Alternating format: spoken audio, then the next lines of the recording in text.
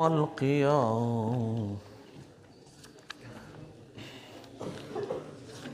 نو دی وایي برای لیکلی دي و اذ قد فرغنا چې کله په تحقیق سره موږ فارغ شو له مباحثو د قضایاونه یو او د احکامونه چې عکوس او تناقض او ده التي چې مبادي ټول د حجتو فحري بنا لایق ده په موږ پورې چې موږ خبرې وکړو په مباحثو د حجت کې په نقول موږ وایو چې حجت په درې قسمه ده، یو قیاس، دویم استقرا، دریم تمثیل. نو موږ د بیان کو درې واړه په درې فصلونو کې. فصل اول دا په دې وجه باندې چې قیاس عمده ده نو په دې وجه باندې قیاس مقدم. نو مولانا صاحب وجه د حصر په درې واړو کې داوا چې دا دلیل او حجت به خالی وي. دلیل حجت موصل تصدیقی ته وایي. نو موصل تصدیقی چې دلیل او حجت تاسو قسمه ده. درې وجه د حصر پکې دا ده چې استدلال بل طرف یا د جزئی نه وي یا له طرف د کلی نه په یا له طرف نه یو جزئی په کدي کلی نه په جزئی باندې قیاس، کدي جزئی نه په کلی باندې، کدي یو جزئی نه بل جزئی باندې تمثیل ده. نو په قیاس وهو قول مؤلف ده هغه مرکب تام ده یا هغه مرکب ده قول جنس ده. مولانا که قول نه قول ملفوظ واخلي د قیاس ملفوظ لپاره به تعریف شي، که قول نه قول معقول واخلي قیاس معقول لپاره به تعریف شي، او که مطلق قول واخلي د مطلق قیاس لپاره به تعریف شي. قول جنس د مطلق مرکب ته وایي. دای چې ویل چې مؤلف من قضایا مرکبات ناقصه ټول وتل کنه یوه قضیه هم وتله ترېنه چې هغه مستلزم خپل عکس نقیض عکس مستوي لره مستلزم ځکه یوه قضیه ده. او د ویلي دي مؤلف من قضایا چې مرکب به یې د چانه او دلته خو یوه قضیه ده او دی وایي مؤلف به یې د قضایاونه. دا مؤلفون یې ولې ویلې؟ مؤلف د الفت نه د الفت مناسبت ته وایي. نو دې کې اشاره وکړه چې د ټولو شرایطو لحاظ به پکې وي، داسې اجزا به راوړي چې الفت او مناسبت وي پکې، چې څنګه مدعا دي وي مناسب دي هغه قیاس به جوړوي، قضایاوې به راوړي، که یقین حاصلوي یقینیات به راوړي، که ځون راوړي ځونیات به راوړي، که رد په چا باندې کوي الزام کوي په چا باندې مسلمات او مشهورات به راوړي، جدل به جوړوي، د هغه مناسب کار به کوي. نو دی وایي چې هلکه مسکون یلزمو چې لازمیږي. په دې یلزمو ټکي سره استقرا او تمثیل ووتله ځکه په هغو کې لزوم قطعیت ته وایي، په هغو کې څه نشته؟ قطعیت نشته. یلزمو لازمیږي عنها د دې قضایاونه. خو لاندې محشي دی وایي مولانا صاحب یو خبره دا کړې ده چې لزوم په اعتبار د بیین او عدم بیین سره عام ده، بیین وي که غیر بیین وي، یوه دا خبره. دویم د محشي ویلی دي چې لزوم نه لزوم ذاتي مراد ده، د لزوم نه. نو داسې وایه یلزم لذاتها، نو قیاس مساوات به ترېنه اوزي. ای مولانا صاحب لزوم نه کوم لزوم مراد ده؟ لزومی ذاتی. او لزومی ذاتی مولانا صاحب هغه په قیاس مساوات کې راځي، ولې هغه لزوم په واسطې د مقدمې اجنبي باندې ده. نو یلزمو دی لزوم نه ده، لزوم نه مراد لزوم ذاتی ده. نو قیاس مساوات اوت. قیاس مساوات مې تاسې ته ویلی و که نه؟ قیاس مساوات چا ته ویل کېده؟ افرین نرا متعلق د محمول د صغرا بعینه به موضوع وي په کبرا کې شاباشي. نو مولانا صاحب او دې ته قیاس مساوات په دې وجې نه ورته وایي چې مساوي هغه پکې مولانا صاحب مساوات په دې وجې ورته وایي دغه مقدمې خارجي په وجه باندې په هغه کې مساوات ده، پاریو کې مساوات ده. موقوف د موقوف موقوف وي، موقوف د موقوف موقوف وي. نو چې دا موقوف شو په دې باندې، دا موقوف شو په دې هغه باندې، نو دا موقوف شو په هغه باندې. نو مولانا صاحب په هغه یو موقوف علیه کې دواړه مساوي نه شو؟ مساوي شو که نه؟ نو مولانا که د توقف سلسله وي که د علتیت سلسله وي نو آخر الامر استوا راځي که نه راځي؟ قیاس مساوات چې ورته وایي په واسطې د هغه مقدمې اجنبي باندې. ولې مساوات اصل کې په هغې کې راځي، علت د علت علت وي، پوه شوې؟ معلول د معلول معلول وي، یا په معلولیت کې استوا راځي، یا په علتیت کې استوا راځي، یا په موقوف علیه کې استوا راځي، یا په موقوف کې استوا راځي. استوا راځي پکې ښه. خو قیاس مساوات چې ورته وایي له وجې د مقدمې اجنبي نه. ذهن ته کېناستله مولانا ټولو کې چې سوچ وکړې آخر الامر خبره چا ته راځي؟ استوا ته. ښه نو ځکه قیاس مساوات ورته وایي. نو مولانا صاحب وهو قول مؤلف دا وشو یلزم عنها چې لازمیږي بله دې ذات لزومي ذاتي سره به لازمیږي د دې قضایاونه. قول یو مرکب آخرو چې هغه مرکب به بل وي مغایر به وي دغو قضایاونه د کومو قضایاونه چې تا په قیاس کې ذکر کړي نو دې کې اشاره وکړه چې نتیجه به مغایره وي د چا نه د قیاس نه اوس په دې کې احتراز وکړه د هغه دوه قضیو نه چې دوه قضیې زه جوړې کړم زید قائم وعمر قاعد او د دې نه یو پړی تاو کړم نو دې کې دا غون قول مرکب شو د چا نه ځکه د قضایاونه ما فوق الواحد مراد دي د دوه قضیه تعینونه او سره له دې نه دا دوه مستلزم نه دي یو لره ولې په دوو کې ونی خو دا قول آخر ده که عین ده له دوی سره عین ده له دوی سره نو په دې کې اشاره وکړه چې دا نتیجه به مغایره وي د چا نه د هغه قیاس نه قول آخر نو دی وای بعد تسلیم تلک القضیه وروسته له تسلیم دي دغه قضایاونه چې مولانا صاحب دغه قضایا مسلم وي خو ګوره د مستدل په نسبت باندې چې مسلم وي دي کې اشاره وکړه مولانا صاحب چې دا مسلم په نسبت د مستدل باندې بیا که په نفس الامر کې صادق وي که په نفس الامر کې کاذب وي چې کله مسلم شوي نو دی وای په امکان نتیجه او نقیزها کچیرته دا اوس تقسیم دی قیاس کوي چې قیاس په اعتبار د هیئت سره او د شکل سره د هیئت په د صورت او د هیئت په لحاظ باندې قیاس څو قسمه ده استثنایی وجه د حصر پکې دا ده چې عین نتیجه یا نقیز د نتیجې په قیاس کې یا بنې که ذکر او که نه و ذکر اقترانی اوس مولانا ما تاسې ته وویل دا اوس تیر شو چې نتیجه به مغایره وي د قیاس نه صحیح ده او دلته وایي چې بعینه نتیجه به ذکر وي نو مولانا صاحب تدافع رانغله د دې نه ما څه جواب درته کړی چې مادتن او صورتن به عین وي په حکم کې به مغایر وي ولې ځکه دا نتیجه چې الته ذکر کیږي پکې په قیاس استثنایی کې لکه ان کانت الشمس طالعة فالنهار موجود لكن الشمس طالعة فالنهار نو دا النهار موجودون چې نتیجه ده التم ذکر ده النهار موجودون خو النهار موجودون کې هغه اطراف د شرطي نه ده او په اطراف د شرطي کې حکم نه وي او دلته حملیه ده په دې نتیجه کې چې فالنهار موجودون په حملیه کې حکم وي صورتن او مادتن یو شی ده التم النهار موجودون دلته ده خو البته په حکم کې فرق ده نو مغایرت هم راغی او عینیت هم راغی په دې نقطه پوه شوئ دا مې بار بار تاسې ته نو دی وای لك مقل معلم من قضايا يلزم ان قول الاخر بعد تسليم فان كانت النتيجه نقيض دي نتيجه مذكور په قياس کې سما استثنائي ولي ورته وای ځکه په ادوات استثناء باندې چې لكن نه ده كقولنا ان كان زيد انسان كان حيوان لكنه انسان نتیجه ور کوي فهو حيوان دي لكن نه ورسته کومه مقدمه ذکر کیږي استثناء هغه ټول عمر سوي حملیه وي او دي لكن نه مخکې شرطیه نو دی وای لكنه انسان ده نو نتیجه ورکوي چې په هو حیوان وان کان زید حمارا کان ناهقا دا د نقیض والا ذکر کوي لكنه ليس بناهق نتیجه ورکوي چې ليس بحمار او سره لدی نه دي نتیجه نقیض ذکر ده چې زید حمارا وان لم تكن النتیجه او کچیرته نتیجه یا نقیض دی نتیجه مذکور نو په قیاس کې دي ته اقترانی وای ځکه حدود مقترن دي ادوات استثناء پکې نشتا ټول حدود مقترن دي اصغر اکبر اوسط كقولك زيد انسان وكل انسان حيوان نتیجه ورکوي زید حیوان فصل في القياس الاقتراني هغه دوه قسمه دی حملی د بل شرطي ده په اعتبار د اجزاء سره ولې اجزاء د قیاس به یا فقط حملی وي نو دا قیاس حملی ده اقترانی حملی او که اجزاء د قیاس اقترانی فقط حملی نه وي یا شرطي وي یا یو حملی وي په هغه کې پنځه قسمه ما درته ویلي یاد دي نو دی وخت بیا قیاس اقترانی شرطی ده پنځه قسمه څنګه اوس بیا وای اجمالا نه پرېښود حملی یو حملیه بل متصله یو حملیه بل منفصله یو متصله بل دواړه متصلې دواړه منفصلې پنځه شو نو دی وای قیاس شرطی و موضوع نتیجه موضوع د نتیجې په قیاس کې دا مولانا صاحب بیان درته کوي ماتن په اجزاو د مقدماتو د قیاس کې ولې مقدمات د قیاس چې صغرا او کبرا دي اجزا سلور دي کنه دي خو آخر الامر درې جوړیږي کنه هغه مکرر پکې اوسط ده یو اصغر ده پکې اکبر نو دی وای وجه تسمیم بیانوي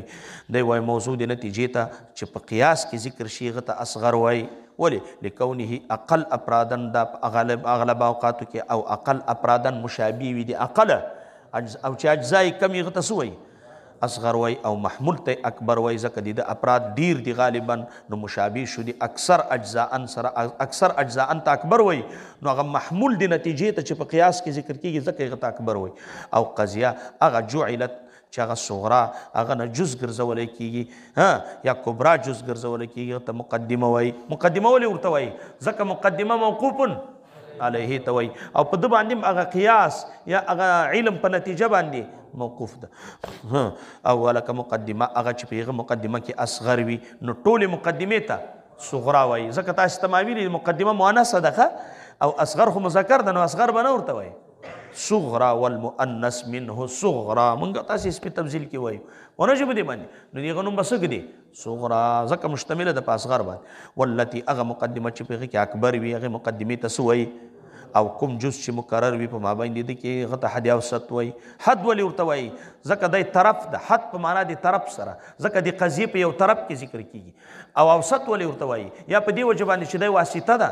او یا بدای په درمیان کې واقع کیږي ځکه د شکل اول په درمیان کې واقع کیږي دلته اصغر ذکري دلته اکبر وي منځ کې څه وي دواړه اوسط وي نو دی وایي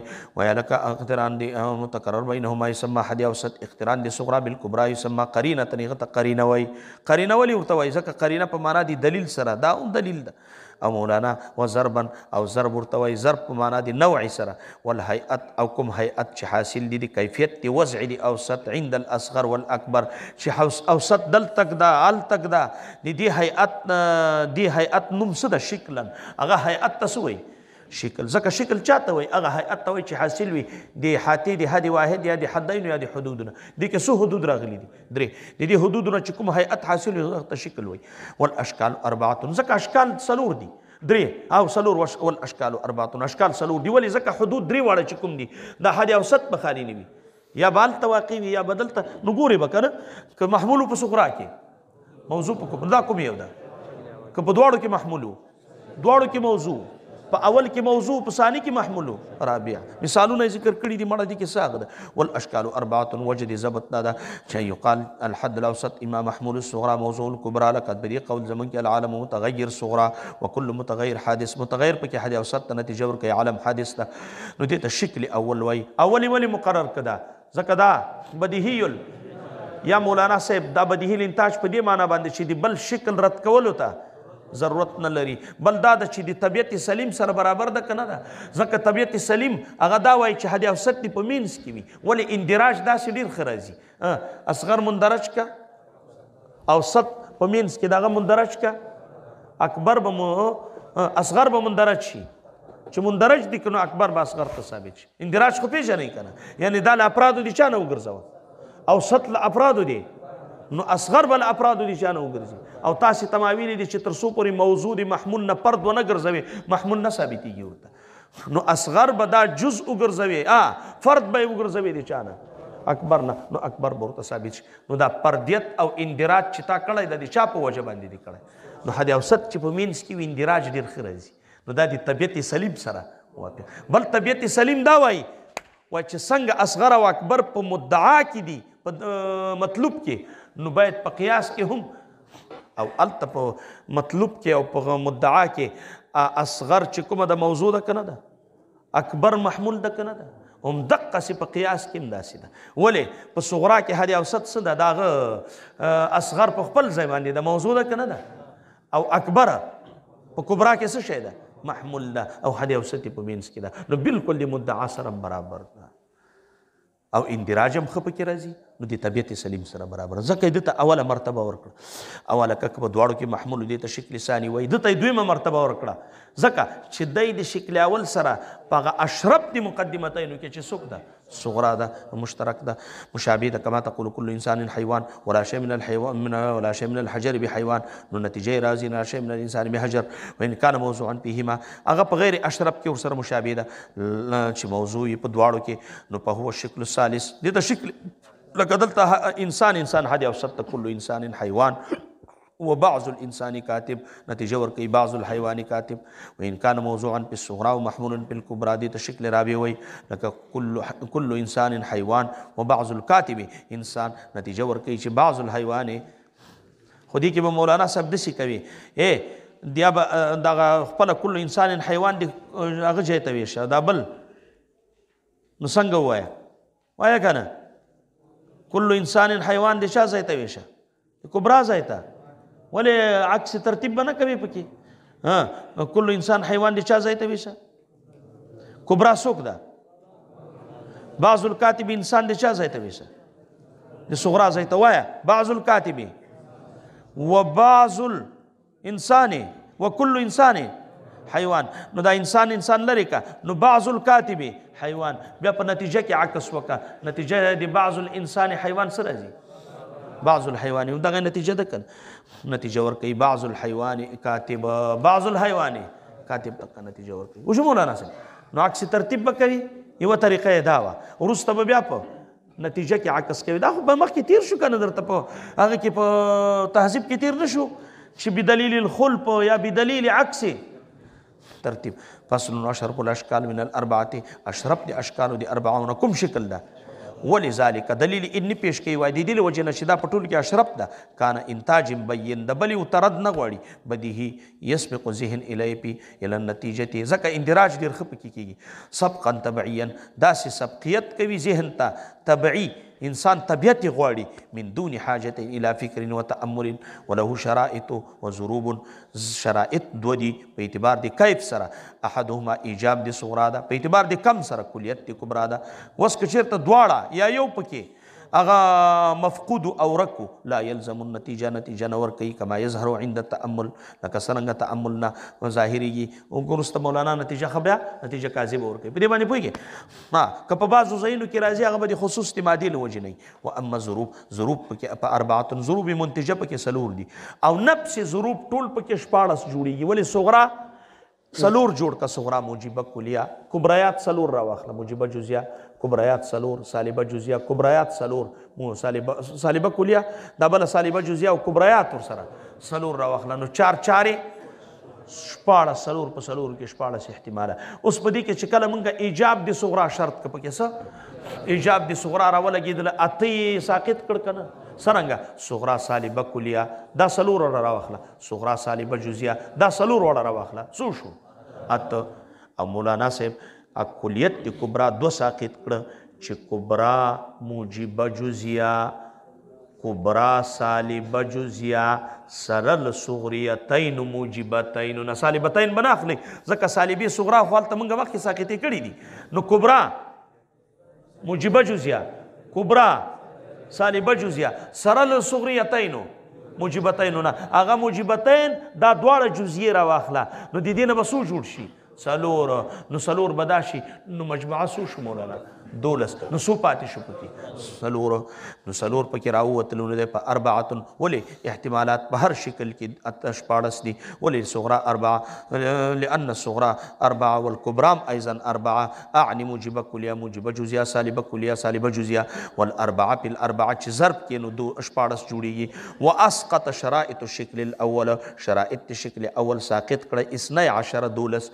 هغه کوم وهو الصغرى سالبة كلية مع الكبريات الأربعة صغرا سالبه جزیه سره له دغه 40 دا ایجاب د صغرا ساقط کړ وهذه 8 والکبرى موجبه جزیه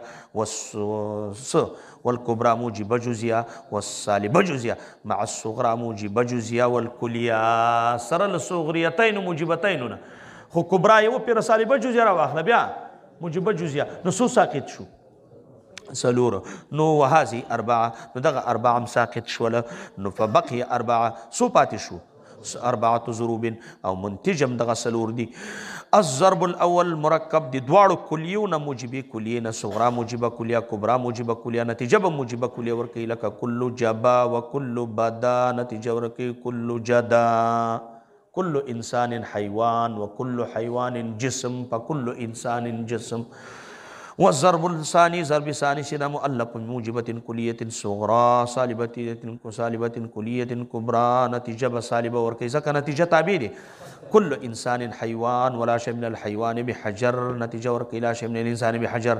ضرب ثالث دا مركب دا موجبة جزئية صغرى موجبة كلية كبرى نتيجة بموجبة جزئية وركي اخص هرزلد بعض الحيوان فرس وكل فرس سهال نتيجة بعض الحيوان سهال ضرب رابع دا مزدوج تپنو قانون په عبارت ته کلمه مرکب وای کلمه مزدوج دا مرکب د موجبه جزئیه صغرا صالبه کلیه کبرى نتیجه صالبه جزئیه ور کوي كقولنا بعض الحيوان ناطق ولا شيء من الناطق بناهق پر نتیجه بعض الحيوان ليس بناهق اوش به دې باندې تنبیه انتاج د موجبی کلی من خواص الشکل الاول نتیجه ور کول د موجبی کلی د خواص د شکل اول نه ځکه خاصه ما یوجد فيه صرف په دکی راځي لکه څرنګه انتاج د نتایج 40 هم د خصائص نه ده او صغرا ممکنه غیر منتجه صغرا چې ممکنه وي خو دا ورسره وایه په نزد شیخ باندې او که د فارابي مذهب واخلي بیا پروانه لري دا موږ په هغه کې وویلې که نه چې صغرا څه وي ممکنه راځي نو بیا اندراج پکې سو ناراضي نو مولانا صاحب صغرا دا غیر منتج د په شکل کې فقط واضح شوا بما ذکرنا چې انه لابد په هذا الشکل کیفن ایجاب د صغرا کمن کلیت کبرى جهتن فعلیت صغرا وجه مولانا صاحب نو ويشترط په انتاج شکل ثاني بحسب داس مطلب د سلور پانی نه نوایو لکه شرم د درته ويشترط في انتاج الشكل الثاني بحسب الكيف په اعتبار د کیف سره چې ایجاب ده او سلب ده اختلاف د مقدمتین ده مولانا لا على التعین کوي موجبه وا بل بسالبه وي فإن كانت الصغرى موجبه كانت الكبرى سالبه وبالعكس او په حسب د کم سره هغه بیا معلوم ده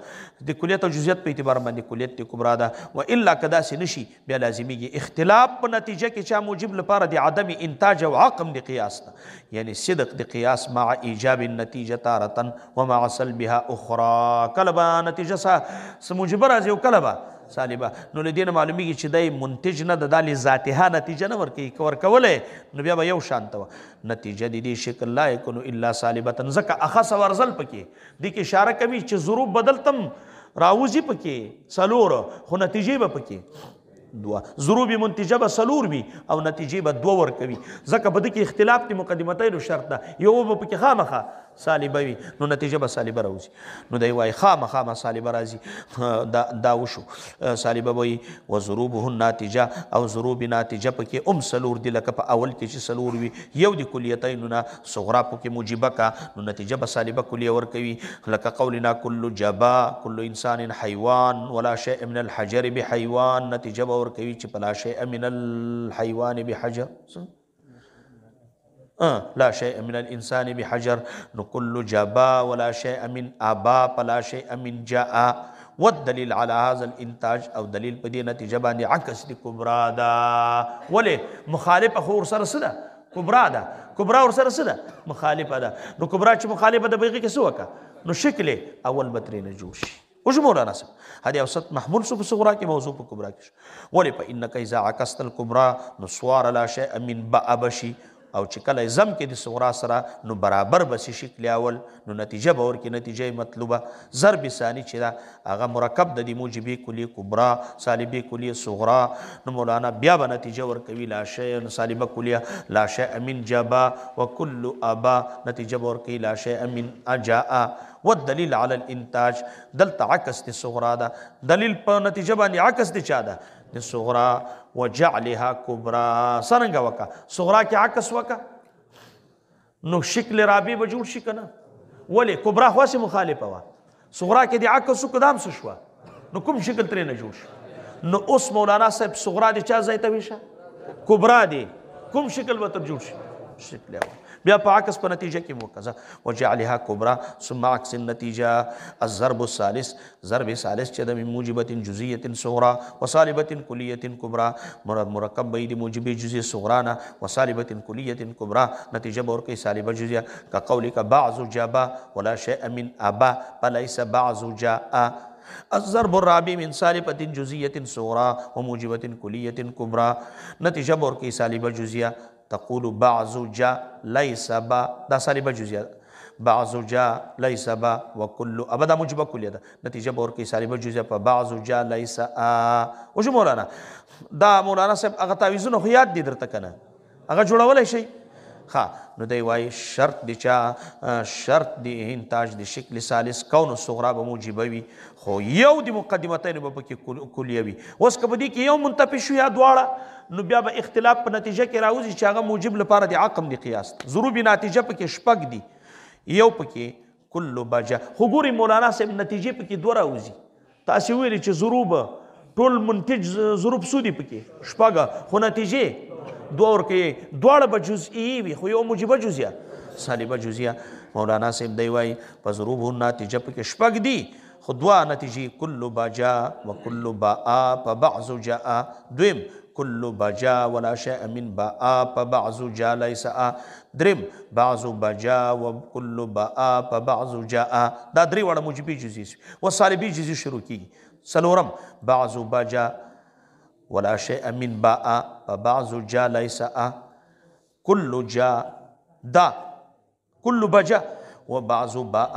فبعض جاء شپږم چې دا كل بجا وبعض با ليس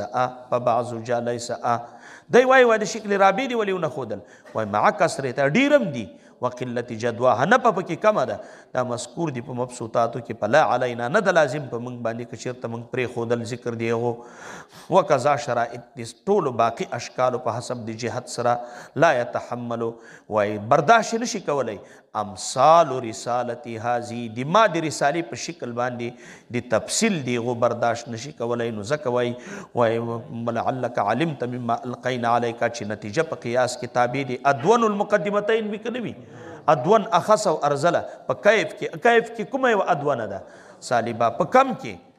او ادون په کیف کې سلب ده په کم کې جزئیت ده نو قیاس مرکب د موجبې او سالبې نه نتیجه به سالبه وي مرکب د کلیې او جزئي نه هغه به څه شی وي نتیجه جزئیه به ورکوي مرکب د کلیتینو نه به مولانا صاحب سوي فربما نتیجه به کلیه ورکوي لکه په شکل اول کې او کله کله به جزئیه ورکوي لکه په شکل ثالث کې ځکه شکل ثالث کې چې دواړه موجبي کلي وي نو هغې کې به عکس د صغرا کوي که نه نو چې عکس په صغرا کې دی وکړو نو د موجبي کلي عکس نو یوه اخص ورزله پکې راغله نو نتیجه بیا جزئیه راوځي فصل فی الاقترانیات من الشرطیات دا مولانا اسانه ده داسې وکړه د استقرا ته به یې ورسوو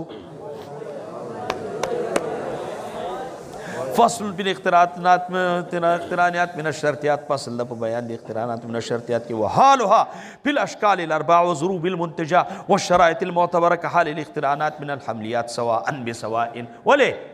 چې د حملیاتو نه جوړ هغې کې به داسې وایي که حد اوسط محمول په صغرا کې موضوع په کبرا کې دواړو کې محمول دواړو کې موضوع دې کې به وایي حد اوسط دواړو کې تالي دواړو کې مقدم تالي په صغرا کې مقدم نور شی هغه شی نو دی و سواء بسواء مثال د شکل اول په متصله کې کلما کان زید انسان کان تالی څوک ده پکې دلته ګوره په تالی ده په صغرا کې او دا بلکې مقدم ده کلما کان حیوان کان جسما نو کلما حیوانا لرې کا نتیجه ورکوي کلما کان زید انسان کان مثال د شکل ثانی کلما کان زید انسان کان حیوان وليس البته اذا كان حجر كان دلته کان حیوان دواړه تالی ده نتیجه به سالبه راوځي ليس البته ان كان زید انسان كان حجرا د شکل ثالث منها كلما كان زید انسان كان حیوان وكل دا ګوره زید انسان هدي اوسط ته دواړو کې مقدم ده كلما كان زید انسان كان حیوان وكلما كان زید انسان كان كاتبا نتیجه به ورکوي قد يكون اذا كان زید حیوان كان كاتبا هغه زید انسان چې کوم دغه لري واما اقترانی واما الاقتران الشرطي چې مؤلف د منفصلات نوي مثال د شکل اولنا اما كل ابا او كل جدا ودائما كل دها او كل دادا ودزا ګوره مولانا دی غوډه کېږده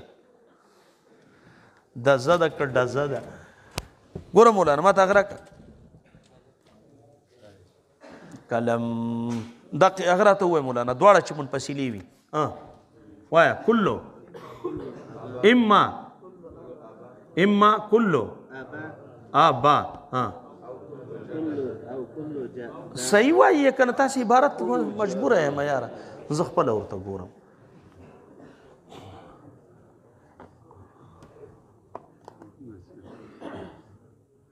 کل آبا او کل جدا کل جدا دا صغرا شوه ودائما واستکړه ودائما كل دها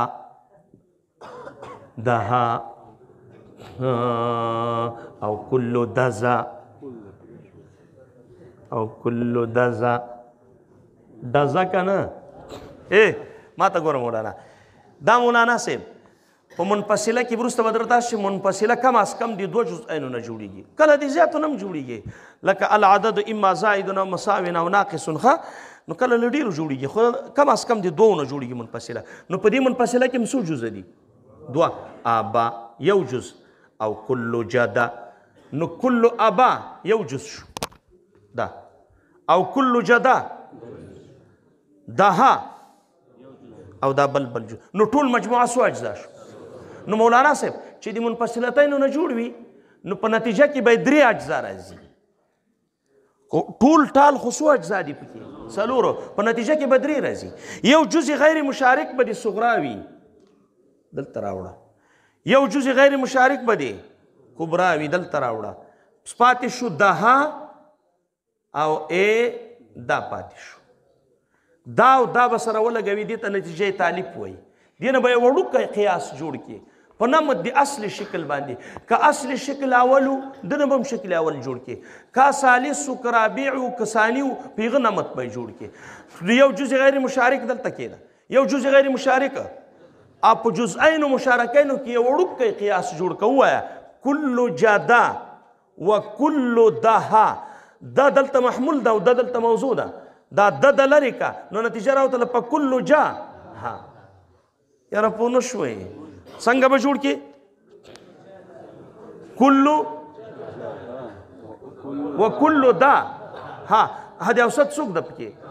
دا ده، نو جوهه پاتې شو سره ویجونګه کلو جا ها. د دې جزئین مشارکانو له دغه وړوکی قیاس دی چې جوړ کړه، دا په دې نتیجه کې بل جز واچوه، صحیح شو. نو یو جز غیر مشارک د چا شو؟ د صغرا. یو جز غیر مشارک دی دا مینس کې چې څه دې جوړ کړو نتیجه کلو جهره ووتل، دا نتیجه طالب په مینس کې کېده، صحیح شو. نو اصلي نتیجه طالب دغه ده، خو تسمیه د کل په اسم د جز سره ټولې نتیجې ته نتیجه طالب وایي. نتیجه طالب دغه ده مولانا. نو ګوره چې د منفصلتینو نه جوړ کړه که نه، یو منفصله صغرا ده پکې او بله منفصله کبرا ده پکې. د منفصلې صغرا او د کبرا لکه د دواړو خو مجموعه څو اجزا دي؟ 4 دي که نه. ته به جز غیر مشارک راواخلې، جز غیر مشارک خو خامخا لري که نه، نو یو جز غیر مشارک به د چا راواخلې؟ صغرا، هغه دلته کېده، بل به د چا راواخلې؟ هغه دلته کېده. جزئین مشارکین خو په کار دي که نه، ولې حد اوسط به نه مقرر؟ نو جزئین مشارکین کې به یو وړوکی قیاس جوړ کړي چې د هغه نه کومه نتیجه راووتله، دا به د نتیجې لپاره بل جز کې د اصلي هغه غټې نتیجې لپاره به دا بل جز کې، صحیح شو مولانا. اوس جز غیر مشارک څوک ده؟ آبا. دا بلکې جز غیر مشارک، اوس جزئین مشارکین دا پکې که نه ده؟ نو اوس دې کې مولانا هغه مکمله قضیه له دې سره ووایه. څنګه به ووایه؟ کلو جا دا و کلو دا، دا د لرې که نتیجه څه راوتله؟ جها. دا دلته کېږده بل. نو ګوره یو جز غیر مشارک ولیکه آبا، دلته څه ولیکم؟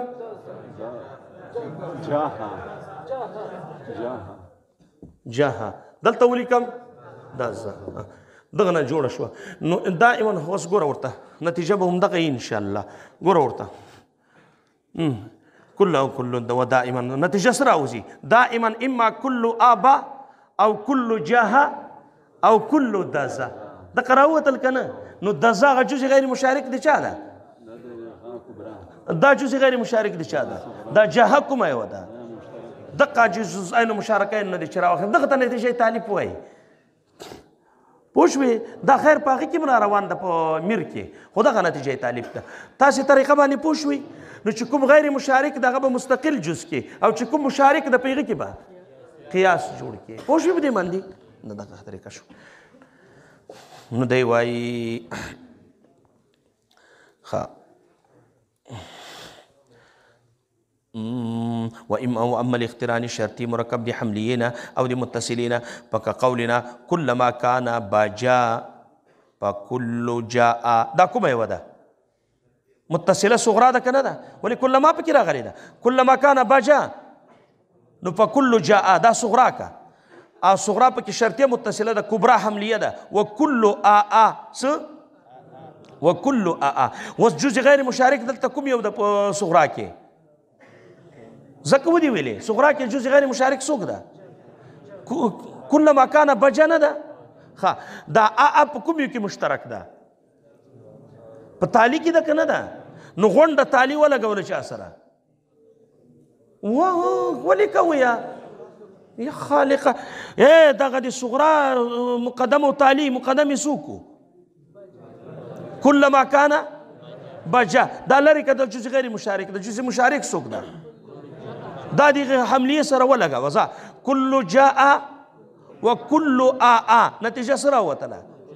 فکل جاء دا نتیجه راوتله دا به دویم جز کې هغه جز غیر مشارک چې دا هغه راواخله هغه اول جز کا نو نتیجه راوتله کلما کان بجا فکل جاء دقه نتیجه شو یاره لکه چې پوه نه شوئ وعلى هذا القياس باقي دي ترکیباتنا فصل بالقياس الاستثنائي ومركب د مقدمتين وقضيتين وما یو پکې شرطه ده والاخرى حملیه ده بګي مولانا شرطه کومه یو ده اول جز ده حملیه کومه یو ده پکې چې د لکن نه ورسته ذکر وي نو ګوري مولانا صاحب اوله مقدمه به ټول عمر شرطه وي کنه که شرطه متصله وا سو ظروف پکې منتج دي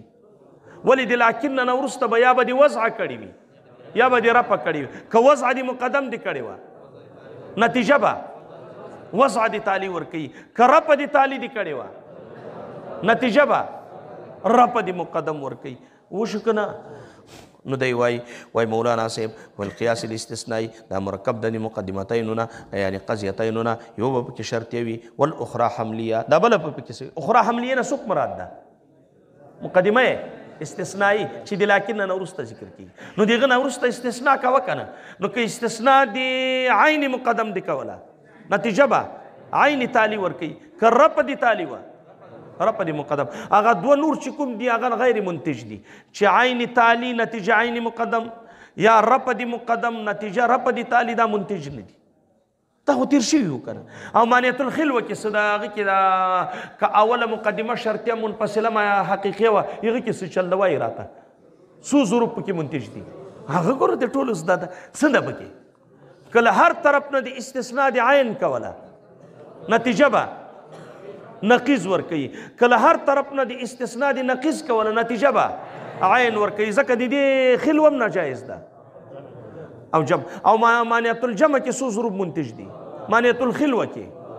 نو مانیت الجمع کې که وضع د استثناء کوله نتیجه به رپه ورکوي ولې وضع نشي کولی ځکه بیا خو جمع راځي مانیت الخلوه کې که له هر طرف نه د استثناء د چا کوله خلوې کوله نتیجه به جمع ولې که خلوه یې ورکړه بیا خلوه راغله خو مولانا صاحب په مانیت الجمع کې د دواړو طرفونه خلوه جایز ده چې استثناء د خلوې وکړي رپا نتیجم رپا ولی پروا نه لري خلوه خو جایز ده او مانیت الخلوه کې وضع ورکولی شي چې استثناء د چا وکړي د وضع د عین وکړي او نتیجه هم وضع ورکولی شي که نه ولې ورکولی شي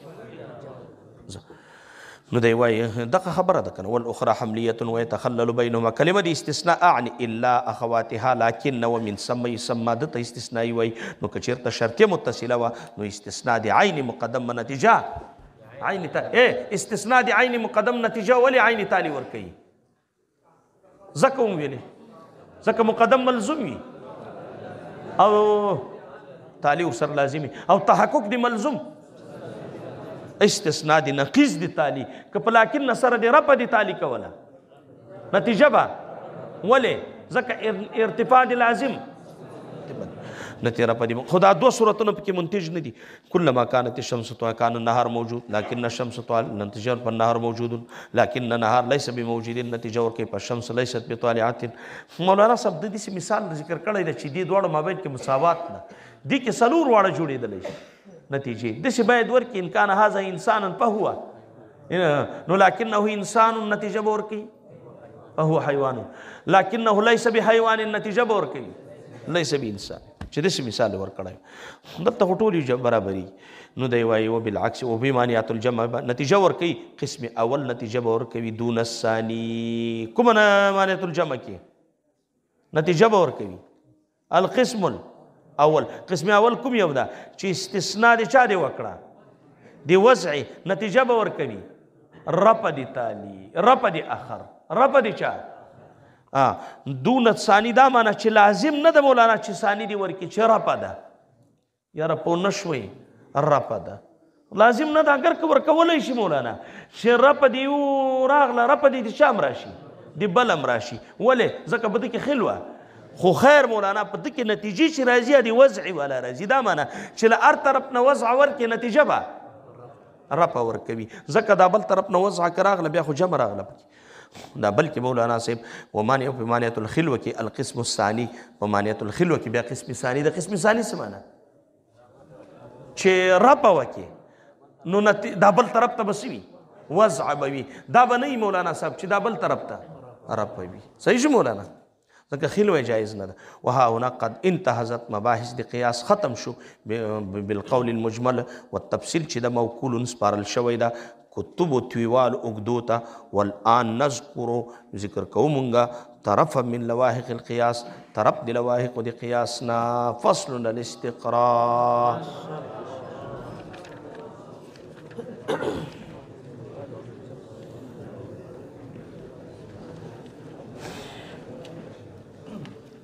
والقيام نو دی وایي برای لیکلی دي و اس قد فرغنا چې کله په تحقیق سره موږ فارغ شو له مباحث د قضایاونه یو او د احکامونه چې عکوس او تناقض او ده التي چې مبادی ټول د حجتو فحري بنا لایق ده په موږ پورې چې موږ خبرې وکړو په مباحث د حجت کې په نقول موږ وایو چې حجت په درې قسمه ده یو قیاس دویم استقرا دریم تمثیل نو موږ دی بیان کو درې واړه په درې فصلونو کې فصل اول دا په دې وجه باندې چې قیاس عمده ده نو په دې وجه باندې قیاس مقدم نو مولانا صاحب وجه د حصر په درې واړو کې داوا چې دا دلیل او حجت به خالد وي دلیل حجت موصل تصدیقی ته وایي نو موصل تصدیقی چې دلیل او حجت تاسو قسمه ده درې وجه د حصر په کې دا ده چې استدلال بل طرف یا د جزئی نه وي یا له طرف د کلی نه په یا له طرف نه یو جزئی په کدی کلی نه په جزئی باندې قیاس کدی جزئی نه په کلی باندې کدی یو جزئی نه بل جزئی باندې تمثيل ده نو په القياس وهو قول مؤلف ده هغه مرکب تام ده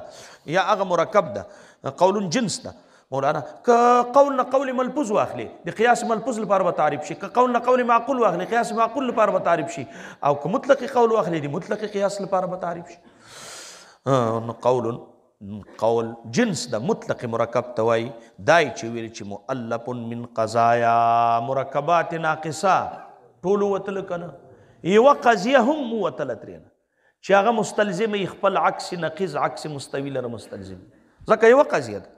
او د ویل دي مؤلف من قضايا چې مرکب به دي چانه او دلته یو قضیه او دی وای مؤلف به دي قضایاونه دا مؤلفونی ولی ویلې مؤلف دی الفت نه د الفت مناسبت ته وای نو دې کې اشاره وکړه چې د ټولو شرایطو لحاظ به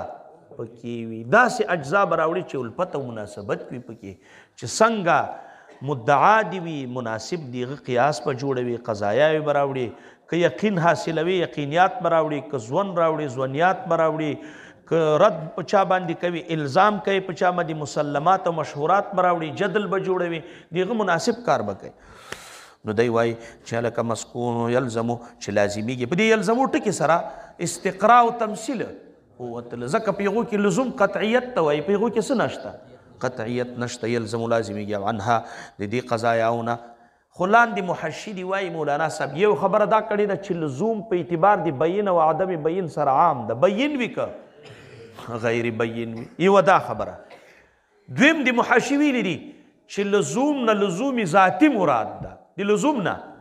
نو داسې وایه یلزم لذاتها نو قیاس مساوات به ترېنه اوزي ای مولانا صاحب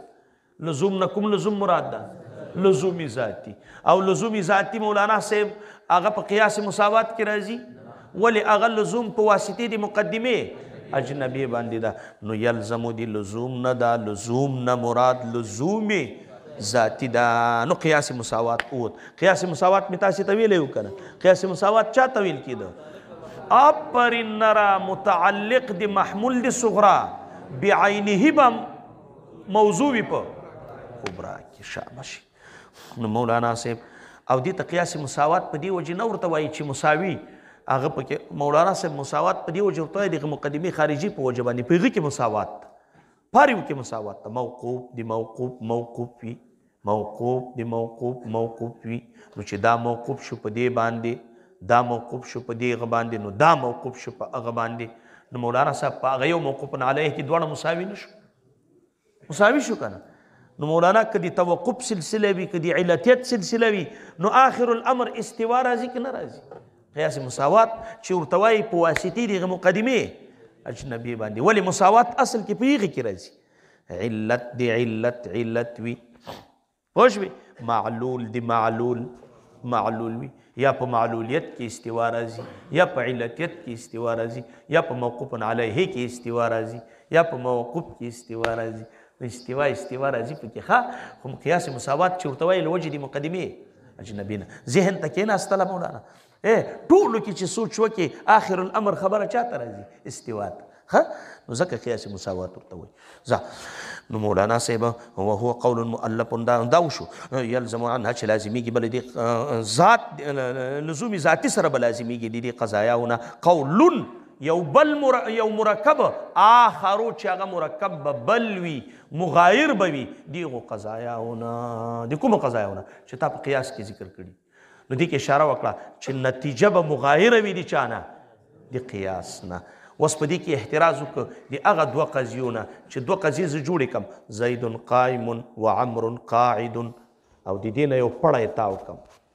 نو دې کې دا غون قول مرکب شو د چا نه ځکه د قضایاونه ما فوق الواحد مراد دي د دوه قضیه تعینونه او سره له دې نه دا دوه مستلزم نه دي یو لره. ولې په دوو کې ونه خو دا قول آخر ده که عین ده له دوی سره عین ده له دوی سره. نو په دې کې اشاره وکړه چې دا نتیجه به مغایره وي د چا نه د هغه قیاس نه. قول آخر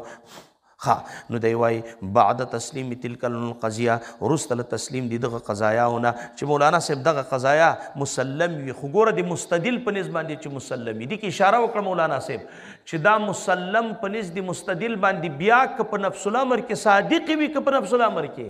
کاذب وي چې کله مسلم شوي نو دی وایي په امکان نتیجه او نقیضها که چېرته دا اوس تقسیم د قیاس کوي چې قیاس په اعتبار د هیئت سره او د شکل سره د هیئت په د صورت او د هیئت په لحاظ باندې قیاس څو قسمه ده استثنایی وجه د حصر پکې دا ده چې عین نتیجه یا نقیض د نتیجې به په قیاس کې یا به نه که ذکر او که نه و ذکر اقتراني. اوس مولانا ما تاسې ته وویلې دا اوس تیر شو چې نتیجه به مغایره وي د قیاس نه صحیح ده او دلته وایي چې بعینه نتیجه به ذکر وي. نو مولانا صاحب تدافع رانغله د دې نه ما څه جواب درته کړی چې مادتن او صورتن به عین وي په حکم کې به مغایر وي. ولې ځکه دا نتیجه چې هلته ذکر کیږي پکې په قیاس استثنایی کې لکه ان کانت الشمس طالعة فالنهار موجود لكن الشمس طالعة فالنهار نو دا النهار موجودون چې نتیجه ده هلته ذکر ده النهار موجودون خو النهار موجودون کې هغه اطراف د شرطي نه ده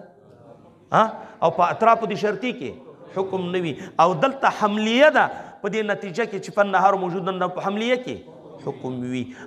صورتن او مادتن یو شی ده هلته النهار موجودون ده دلته ده خو البته په حکم کې فرق ده. نو مغایرت هم راغی او عینیت هم راغی. په دې نکته پوه شوئ دا مې بار بار تاسې ته وکړي.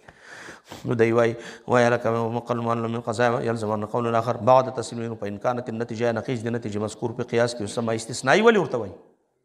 ځکه په ادوات استثناء باندې چې لكن نه ده که قولنا ان كان زيد انسان كان حيوان لكنه انسان نتیجه ورکوي فهو حيوان د لكن نه وروسته کومه مقدمه ذکر کیږي استثناء هغه ټول عمر سوي حملیه وي او د لكن نه مخکې شرطیه. نو دی وایي لكنه انسان ده نو نتیجه ورکوي چې په هو حیوان وان کان زید حمارا کان ناهقا دا د نقیض والا ذکر کوي لكنه ليس بناهق نتیجه ورکوي چې ليس بحمار او سره له دې نه د دې نتیجې نقیض ذکر ده چې زید حمارا وان لم تكن النتیجه او که چېرته نتیجه یا نقیض د نتیجې مذکور نو په قیاس کې دې ته اقتراني وایي ځکه حدود مقترن دي ادوات د استثناء پکې نشتا ټول حدود مقترن دي اصغر اکبر اوسط که قولی که زید انسان وکل انسان حیوان نتیجه ورکوي زید حیوان. فصل فی القیاس الاقترانی هغه دوه قسمه دی حملی ده بل شرطي ده په اعتبار د اجزاو سره. ولې اجزا د قیاس به یا فقط حملی وي نو دا قیاس حملی ده اقترانی حملی او که اجزا د قیاس اقترانی فقط حملیه نه وي یا شرطي وي یا یو حملیه وي په هغې کې پنځه قسمه ما درته ویلي یاد دي. نو دی وخت کې بیا قیاس اقترانی شرطي ده پنځه قسمه څنګه اوس به بیا وایي اجمالا یې پرېښوده حملي یوه حملیه بله متصله، یوه حملیه بله منفصله، یوه متصله بله دواړه متصلې دواړه منفصلې، پنځه شو. نو دی وایي قیاس شرطي و موضوع نتیجه، موضوع د نتیجې په قیاس کې دا مولانا صاحب بیان درته کوي ماتن په اجزاو د مقدماتو د قیاس کې. ولې مقدمات د قیاس چې صغرا او کبرا دي اجزا څلور دي که نه دي، خو آخر الامر درې جوړېږي که نه. هغه مکرر پکې اوسط ده، یو اصغر ده پکې اکبر ده. نو دی وایي وجه تسمیم بیانوي، دی وایي موضوع د نتیجې ته چې په قیاس کې